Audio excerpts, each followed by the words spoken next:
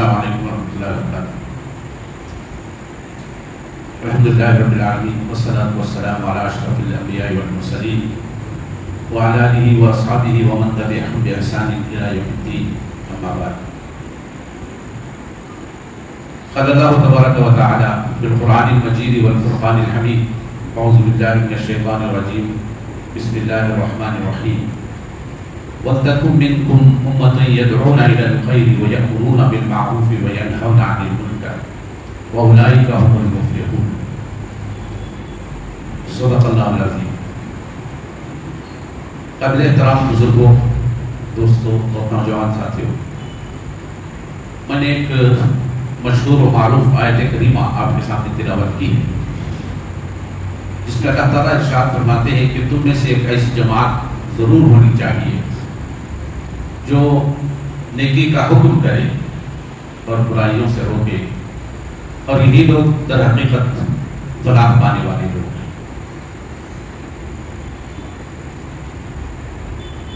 آپ سبھی اس آیت پر اور اس عنوان پر بہت سماعت فرما چکے ہیں۔ یہ کوئی نئی بات نہیں ہے جو میں شاید آپ کے سامنے بیان کرنے جا رہا ہوں، لیکن حالات یہ تقاضا کرتے ہیں کہ ہم اس کو بار بار دہرائیں، یاد دلائیں، تذکیر کریں کہ آج ہماری ذمہ داری کیا ہے۔ تو اللہ کے رسول صلی اللہ علیہ وسلم کی ایک طویل حدیث ہے،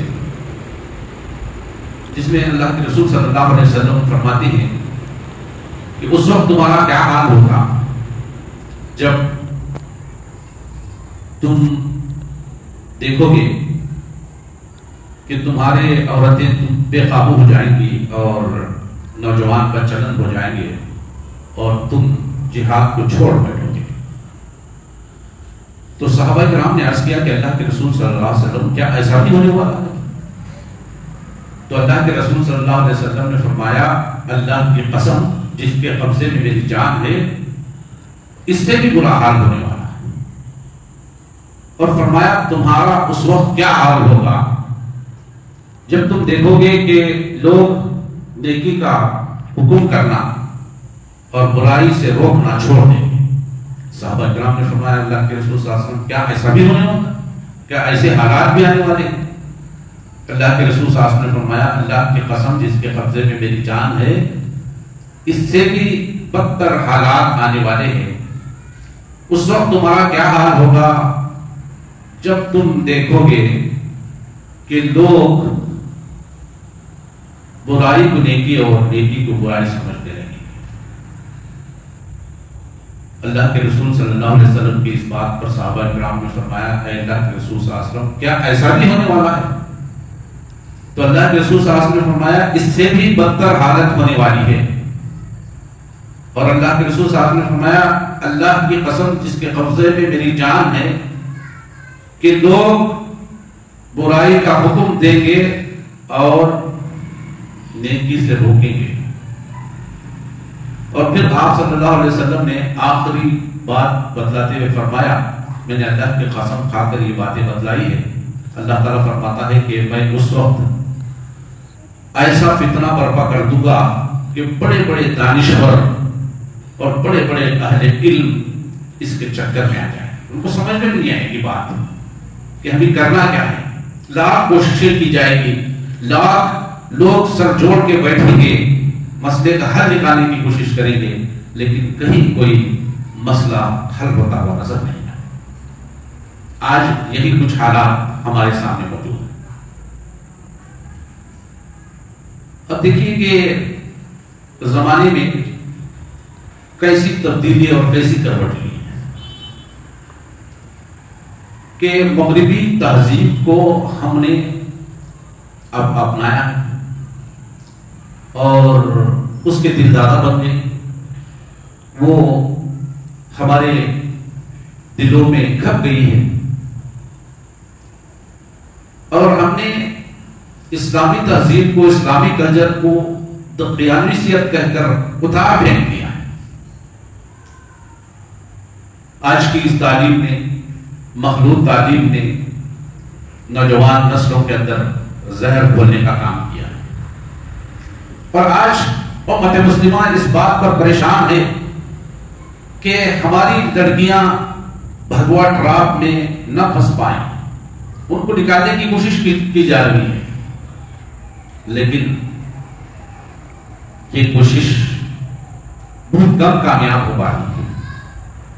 اس کی وجہ یہی ہے کہ آج ہم نے معاشرے کے اندر معروف کا، بھلائی کا، نیکی کا حکم دینا چھوڑ دیا ہے، اور اس سے آگے بڑھ کر ہم برائی سے روکنے کی ہمت اپنے اندر نہیں پاتے۔ نیکی کا حکم کرنا تو ایک معنی میں ہمارے لیے آسان ہے، لیکن برائی سے روکنا یہ بڑا کٹھن معاملہ ہے۔ یہ کرنا ہم نہیں پاتے، کر نہیں پاتے۔ تو اس لیے آج ہر طرف برائی عام ہے، بلکہ حالات یہ ہیں جو اللہ کے رسول صلی اللہ علیہ وسلم نے جو پیشن گوئی کی تھی کہ یہ ہوگا، یہ ہوگا، اس سے بدتر حالات آئیں گے، آج وہ حالات آ چکے ہیں۔ اور حالات یہ ہے کہ ہم نیکی کے بجائے برائی کا حکم دے رہے ہیں۔ جس چیز کو ہم برائی سمجھتے ہیں اس کو نیکی کی طرح اس کا حکم دے رہے ہیں، اسے کرنے کا حکم دے رہے ہیں، اور خوش ہیں اپنے من میں کہ ہم اپنے مقصد برابری کر رہے ہیں، مقصد ہمارا پورا ہو رہا ہے، اور نیکی کو برائی سمجھ رہے ہیں، نیکی کو روکنے کا کام کر رہے ہیں۔ نیکی پنپنے کے بجائے نیکی سکڑتی چیز جا رہی ہے، اور نیکوکاروں کے لیے کوئی موقع اور محل معاشرے کے اندر نظر نہیں آتا۔ جو کہ اللہ تعالیٰ نے ہمیں صاف طور پر حکم دیا کہ نیکی کا پرچار ہو، نیکی کو پھیلاؤ، نیکی کا حکم دو۔ تم میں سے ایک ایسی جماعت ضرور ہونی چاہیے جو نیکی کا حکم کرے اور برائیوں سے روکے، اور یہی لوگ در حقیقت کامیاب ہونے والے ہیں۔ آج ہمارے اندر اتنی جرأت نہیں ہے، اتنی ہمت نہیں ہے کہ کسی حق کو حق کہہ سکے، یہ جرأت نہیں ہے۔ یہ بات میں اپنے دل سے کہہ رہا ہوں، اور مجھے معلوم ہے ہمارا جو طرز عمل ہے، ہمارا جو رویہ ہے، یہ مصلحت آمیز ہے، اور بڑا جو ہے ایسا ہے کہ ہم کسی معاملے کی کسی مشکل میں پھنسنا نہیں چاہتے، حق بات بول کر کسی کے دشمن ہونا نہیں چاہتے، جو کسی کو اپنا مخالف بنانا نہیں چاہتے۔ ہم سمجھتے ہی کہ اگر ہم نے حق بات کہہ دی تو وہ ہمارا مخالف ہو جائے گا، ہمارا دشمن ہو جائے گا، ہماری دوستی ختم ہو جائے گی۔ یہ ہم نے سمجھا، حقیقت اس کے برخلاف ہے۔ ایک وقت آئے گا کہ جب وہ سمجھے گا کہ یہ میرا خیر خواہ نہیں تھا، بلکہ میرا دشمن تھا، جو اس نے میری غلط بات کی بھی تعریف کی تھی۔ آدمی کی دوستی کا لحاظ یہ ہے، آدمی کی دوستی کا تقاضا یہ ہے، آدمی اپنی رشتہ داری کا تقاضا یہ ہے، آدمی کی محبت کا تقاضا یہ ہے کہ آپ اس کو سچ سے آگاہ کریں، سچ سے اسے آگاہ کرائیں، سچ سے اسے واقف کرائیں، سچ اپنی زبان سے بولیں۔ خذ الحق ولو كان به قصاص، آپ حق بات کہو اگرچہ اس میں آپ کا کتنا ہی بڑا نقصان کیوں نہ ہوتا۔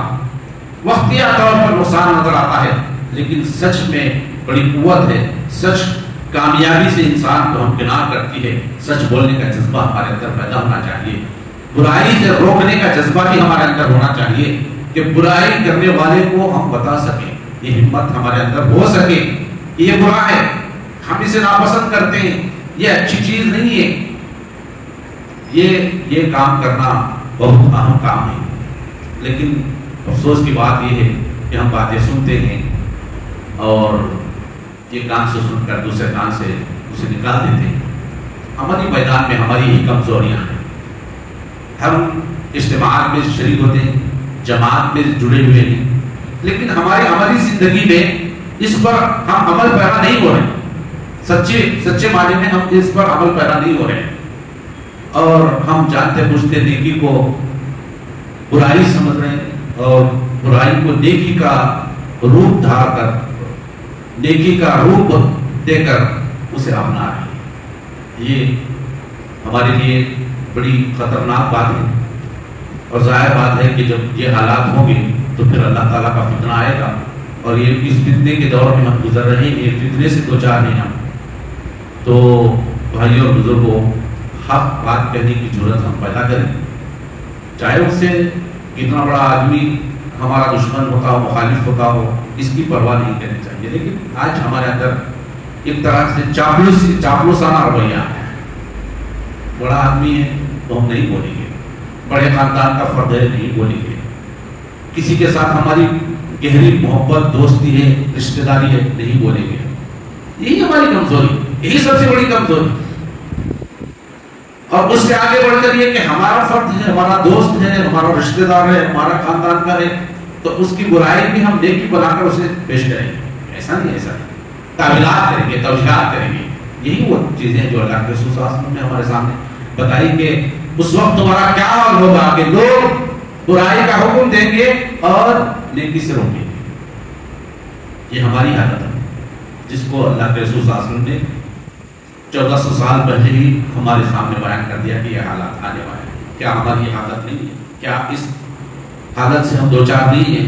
کیا ہماری کیفیت اس سے کچھ مختلف ہے؟ ذرا ہم سوچیں. تو بہرحال حق اور حق بات کہنا، سچی بات کہنا، یہی سب سے بڑا جہاد ہے اس وقت کا.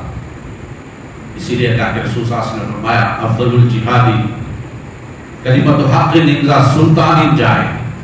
ظالم بادشاہ کے سامنے حق بات کہنا ہی سب سے بڑا جہاد ہے. آج یہ وقت آیا ہے کہ ہم جد و جہد کریں. حدیث میں بھی اللہ کے رسول صلی اللہ علیہ وسلم نے جو ترتیب بتائی، ہمارے عورتیں بے قابو، ہمارے نوجوان بدچلن، اور امت مسلمہ. جہاد کیا ہے کہ امت مسلمہ کو پتہ ہی نہیں. ہم تو جہاد سمجھتے ہیں کہ بس صرف تلواریں لے کے نکل جانا، کفار کے گردنوں کو اڑا دینا، یہی سب ہم نے جہاد سمجھا ہے. صحابہ کرام ایک جہاد سے واپس آ رہے ہیں تو اللہ کے رسول صلی اللہ علیہ وسلم فرماتے ہیں رجعتم من الجہاد الاصغر الى الجہاد الاکبر. تم آج ایک چھوٹے جہاد سے ایک بڑے جہاد کی طرف لوٹے ہو. تو اللہ کے رسول صلی اللہ علیہ وسلم نے فرمایا کہ یہ جو جہاد ہم نے کر کے آئے ہیں یہ چھوٹا جہاد ہے.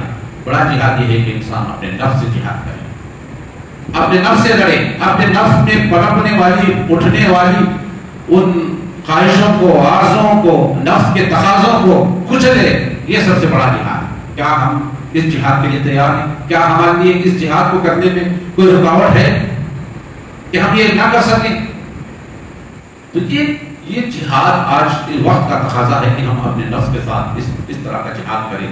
اللہ تعالیٰ مجھے اور آپ کو اس بات کی توفیق دے کہ ہم صحیح معنی میں اسلام کو سمجھ سکیں، اس کے تقاضوں کو حالات کے تحت اپنا کر اس کا صحیح حق ادا کر سکیں. وما توفیقی الا باللہ وآخر دعوانا الحمدللہ رب العالمین. السلام علیکم.